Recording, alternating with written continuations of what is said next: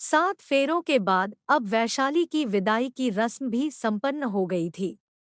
विवाह भवन अगले 3-4 घंटों में खाली करना था।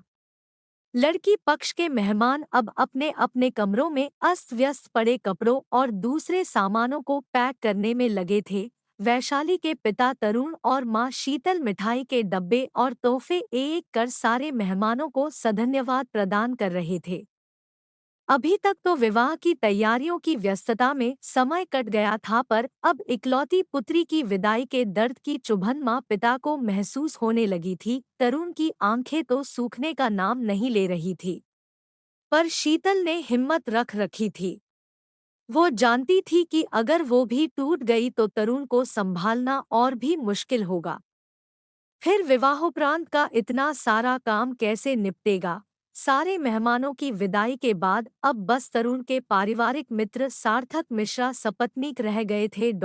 उनकी ट्रेन देर रात की थी, इसलिए विवाह भवन से वो तरुण के संग ही उनके घर आ गए। समधीजी का तरुण के फोन पर कुछ देर पहले का मैसेज था कि बारात और बेटा बहू अच्छे से घर पहुंच गए हैं।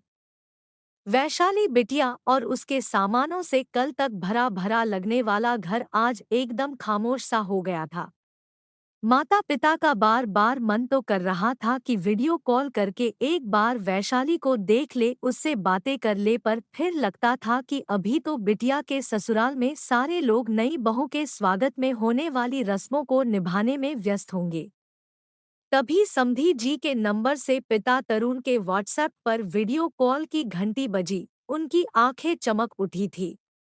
जरूर वैशाली बिटिया से बात कराने के लिए समधी जी ने वीडियो कॉल लगाया होगा।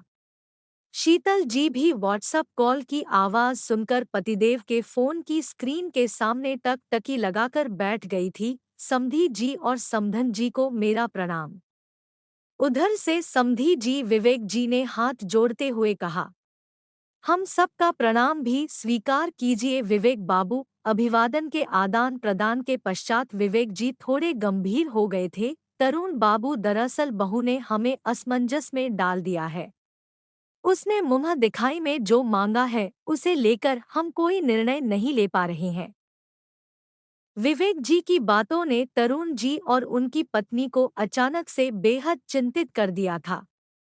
वैशाली जैसी समझदार लड़की आखिर ऐसा क्या मांग बैठी थी? तरुण बाबू, दरअसल 2 दिनों के बाद आनंद और वैशाली को हनीमून के लिए निकलना था, पर वैशाली बिटिया जिद कर रही है कि घूमने फिरने के लिए वो बाद में कभी जाएगी। अभी वह अपने नए घर की रसोई संभालेगी। वैशाली बेटी कह रही है कि कहीं आने जाने की बजाय अपने नए परिवार के सारे सदस्यों के साथ कुछ समय आराम से रहना चाहती है। सास ससुर को अपने हाथों का बना खाना खिलाना चाहती है। अपने नए घर के कोने कोने को महसूस करना चाहती है। और तो और आनंद भी उसकी बातों से सहमत है। विवेक जी बोलते बोलते भावुक हो गए थे।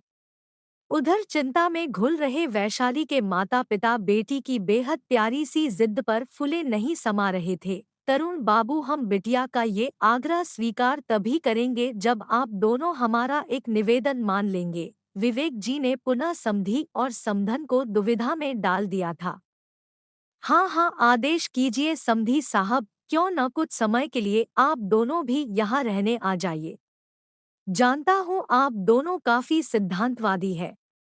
आप दोनों को बिटिया के ससुराल का पानी भी पीना स्वीकार नहीं है, पर आप समधी समधन की बजाय हमारे पारिवारिक मित्र के रूप में तो आ सकते हैं न? फिर भी आप दोनों का मन न माने तो मुझे यहाँ रहने के बदले 1 रुपए का एक सिक्का दे दीजिएगा।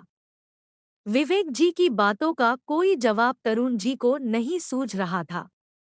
सामने स्क्रीन पर अब समधन जी और दामाद जी भी नजर आने लगे थे।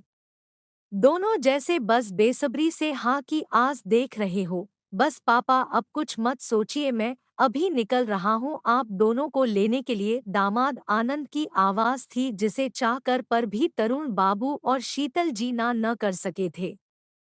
विवेक जी और उनकी पत्नी के चेहरे की खुशी देखते बन रही थी, पर स्क्रीन के एक कोने में चुपचाप खड़ी दिख रही वैशाली की आंखों ने खुशी के आंसुओं को छिपाने से जैसे इनकार कर दिया था। पहले तो ऐसा मायका और अब ससुराल में ऐसे अनोखे परिवार को पाकर वो स्वयं को दुनिया की सबसे भाग्यशाली महिला समझ रही थी।